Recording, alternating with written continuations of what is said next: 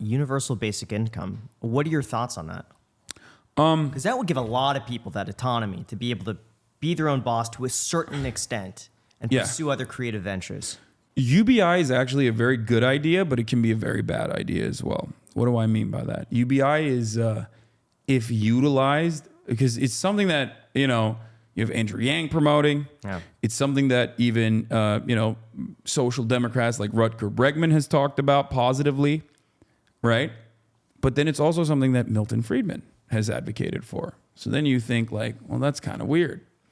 The problem with UBI is that if it's used as a way to further cripple the social safety nets, the existing social safety nets that are already in a state of disarray, then it's not good. Just a cash injection with that basically eats away at like EBT, SNAP credits, and Social Security and whatnot would be devastating, because I feel like that would open up the avenue to further privatize these institutions that the government is supposed to be controlling. So that is something that I'm very fearful of. But as a concept, if UBI on top of that was supplementary, great. I'm on board. Let me ask you this. Do you feel like a person would be able to better manage money like that than the government would? Like, let's just say, hypothetically, you do get rid of all the other social services, but in its place, you go right to the person. You say you get $2,200 a month or $2,000 a month. No, you don't feel like a person would manage better. Absolutely not. Why is Some that? people might, but no.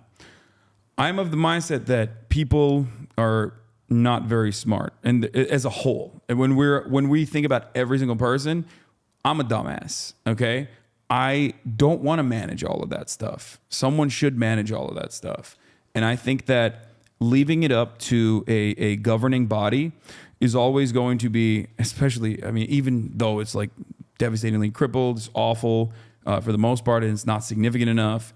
I still think that having it be regulated through a body that is still somewhat accountable through the democratic processes is the right thing to do in theory. In practice, obviously, our institutions are purposely crippled, undermined, underfunded, and left to starve and die out so that you can privatize it, basically. But I'm a firm believer that having